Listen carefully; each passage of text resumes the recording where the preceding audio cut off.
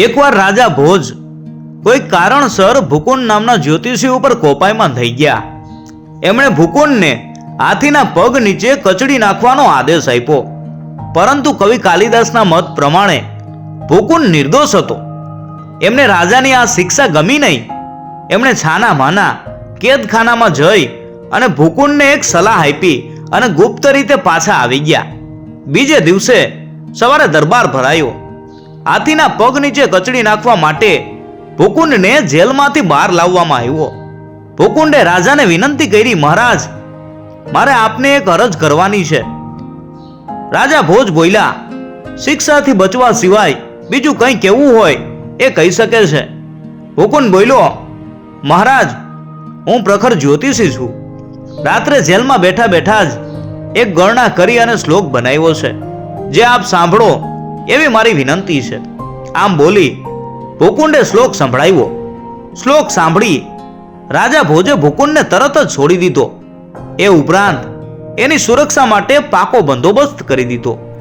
રાજા ભોજ ઉદાર અને વિદ્યાચતુર ગણાતા હતા. એ વિદ્વાનો અને સાહિત્યકારોને ખૂબ જ માન આપતા હતા.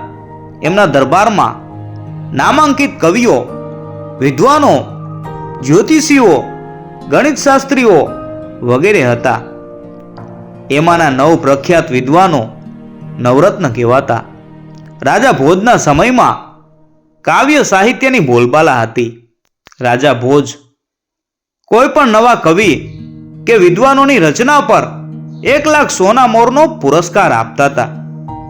તારાનગરીની પાસે એક ગામમાં 4 અભણ અને દરિદ્ર બ્રાહ્મણો રહેતા હતા.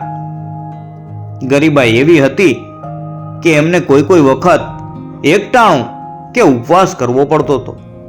એક દિવસ એ 4 જણાએ વિચાર કર્યો કે ભોજ રાજા નવી રચના કે શ્લોક ઉપર 1 લાખ સોના મોર આપે છે, તો આપણે પણ રાજા ભોજના દરબારમાં જઈ અને એમને કોઈ નવો શ્લોક કે કાવ્ય સંભળાવીએ અને ઇનામ મેળવીએ, જેથી આપણી દરિદ્રતા દૂર થાય.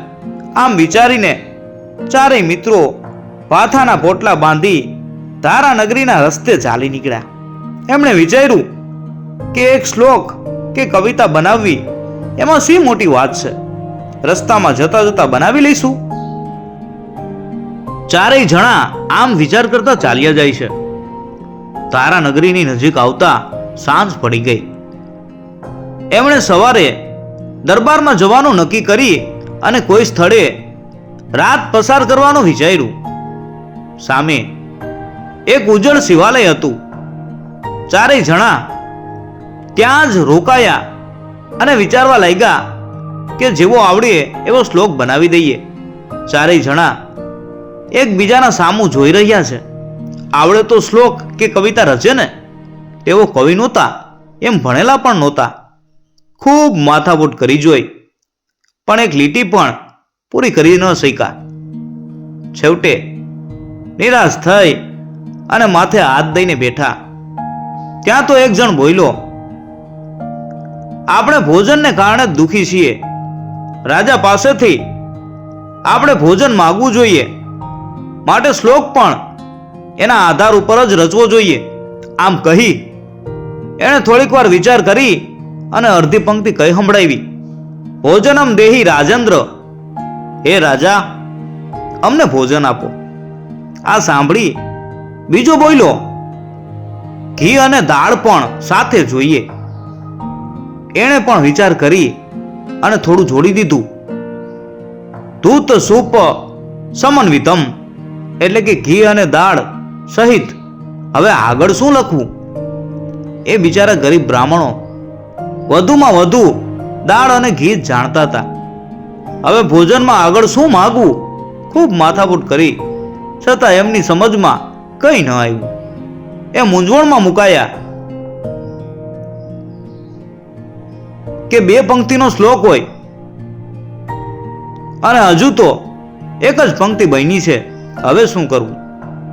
એમના સદભાગ્યે સંજોગો વસાત કવિ કાલિદાસ ક્યાંક બહારથી ધારાનગરીમાં પાછા ફરતા હતા. એટલે એ પણ કિલ્લાનો દરવાજો બંધ થતા શિવાલયમાં રોકાયા. તેઓ સામાન્ય મુસાફરના વેશમાં હતા. એમણે જ્યારે આ બ્રાહ્મણોની મૂંઝવણ જોઈ ત્યારે એમને એમના ઉપર દયા આવી. કાલિદાસ બોલ્યા, હે ભૂદેવો, જો તમને વાંધો ન હોય કે ખોટું ન લાગે તો તમારા શ્લોકની બીજી પંક્તિ હું લખી આપું. પેલા ચારેય જણાને જાણે ભગવાન ભેટા હોય એવો આનંદ થયો. એ કાલિદાસની ખુશામત કરતા બોલ્યા, મહાશય, એટલું કામ કરી આપો તો અમે આપનો ઉપકાર નહીં ભૂલીએ. મહેરબાની કરી અને અમારો શ્લોક પૂરો કરી આપો. મહાકવિ કાલિદાસે બીજી પંક્તિ લખી આપી, મહિષમ ચ સરચંદ્ર ચંદ્રિકા ધવલમ દધી, એટલે કે ભેંસના દૂધનું શરદના ચંદ્રની ચાંદની જેવું ઉજળું. આ સાંભળતા જ પેલા ચારેય જણા આનંદમાં આવી ગયા. એમને દહીં માગવાનું તો સાંભળ્યું જ નહોતું. એમણે કાલિદાસને ખૂબ ખૂબ ધન્યવાદ આપ્યા. સવાર થતા જ ચારેય બ્રાહ્મણો દરબારમાં ગયા. કવિ કાલિદાસ પણ પોતાને રસ્તે પડ્યા. સવાર થતા જ ભોજ રાજાનો દરબાર ભરાયો. ચારેય બ્રાહ્મણો રાજ દરબારમાં ગયા. એમણે રાજવંશી પોશાકમાં રહેલા કાલિદાસને ઓળખ્યા નહીં. એમણે રાજા ભોજને આશીર્વાદ આપી અને પોતાનો શ્લોક સંભળાવ્યો. ભોજનમ દેહી રાજેન્દ્ર દૂત સૂપ સમન્વિતમ મહિષમ ચ સરચંદ્ર ચંદ્રિકા ધવલમ દધી. આ શ્લોકની પહેલી પંક્તિ સાંભળતા જ દરબારીઓ હસવા લાગ્યા. બીજી પંક્તિ સાંભળીને રાજા ભોજ બોલ્યા, પંડિતો, પહેલી પંક્તિ તો કાવ્ય નથી પણ નકામો બકવાસ છે, પરંતુ બીજી પંક્તિમાં સુંદર કાવ્ય રચના છે. એ બીજી પંક્તિ ઉપર આ શ્લોકને 1 લાખ મોરનું ઇનામ આપવામાં આવે છે. ઇનામ મળતા જ પેલા ચારેય જણા રવાના થઈ ગયા. એમના ગયા પછી કાલિદાસે ગઈ રાતની ઘટનાની વાત કરી. રાજાએ એમની કાવ્ય પંક્તિની પ્રશંસા કરી. એમને પણ ઇનામ આપ્યું. એક વખત ધારાનગરીમાં સતંજય નામનો બ્રાહ્મણ હતો. એ સામાન્ય કવિ હતો. એ જબરો ઈર્ષાળુ હતો. કવિ કાલિદાસ પ્રત્યે એને જબરો અણગમો હતો. એ પોતાને એમનાથી શ્રેષ્ઠ કવિ માનતો હતો. સતંજયે એક દિવસ એક નવો શ્લોક બનાવ્યો, પરંતુ આ શ્લોક દરબારમાં જઈ અને સંભળાવવાની એની હિંમત નહોતી.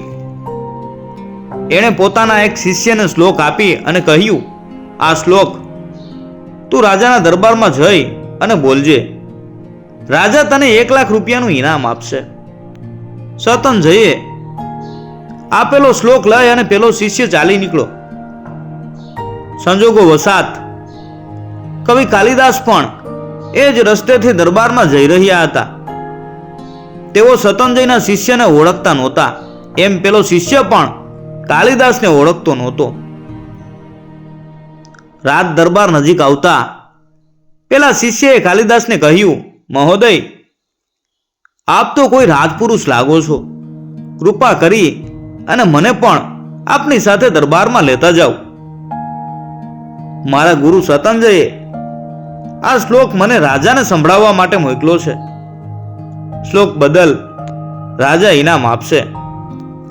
આ સાંભળી કાલિદાસને સંદેહ થયો કે ગુરુ પોતે કેમ ના આવ્યા.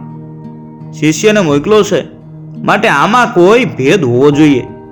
એથી એમણે સહજ ભાવે પૂછ્યું, લાવો જોઈએ તો ખરા કે કેવો શ્લોક છે. કાલિદાસ શ્લોક વાંચવા માંડ્યા. કાલિદાસ સતંજયની બદમાશી સમજી ગયા. એણે એમની સાથે સાથે માઘ અને ભારવી જેવા ઉત્તમ કવિઓની પણ નિંદા કરી હતી. એમણે સતંજયને સબક શીખવવા માટે વિચાર કર્યો. એમણે પેલા શિષ્યને શ્લોક પાછો આપતા કહ્યું, પંડિતજી, શ્લોક તો અતિ ઉત્તમ છે, પરંતુ એમાં એક નાનકડી અશુદ્ધિ રહી ગઈ છે, નહીતર એના પર અવશ્ય પુરસ્કાર મળત. શિષ્યએ મનમાં વિચાર કર્યો કે હવે એક નાનકડી ભૂલ માટે કોણ પાછું જાય. એણે મહાકવિની ખુશામત કરતા કહ્યું, મહાશય, આપ તો વિદ્વાન લાગો છો, માટે કૃપા કરીને આપ જ એ ભૂલ સુધારી આપો ને. કાલિદાસને તો એટલું જ જોઈતું હતું. એમણે શ્લોક લઈ પ્રથમ અપશબ્દના આવમાં કાનો લગાવી અને આપશબ્દ બનાવી દીધો. હવે એનો અર્થ થઈ ગયો કે સતંજય નામના કવિએ માઘની રચનામાંથી 100, ભારવીમાંથી 300 અને કાલિદાસમાંથી તો અસંખ્ય શબ્દો લીધા છે. કાલિદાસ પેલા શિષ્યને પોતાની સાથે દરબારમાં લઈ ગયા. શિષ્યએ દરબારમાં જઈ અને શ્લોક વાંચ્યો. શિષ્ય ભોઠો પડી અને જીવ બચાવવા નાસી છૂટ્યો. કાલિદાસે રાજાને સતંજયની દુષ્ટતાની જાણ કરી. આખા નગરમાં આ વાત ફેલાતા સતંજયની બદનામી થઈ અને એ તારાનગરી છોડી અને ચાલ્યો ગયો.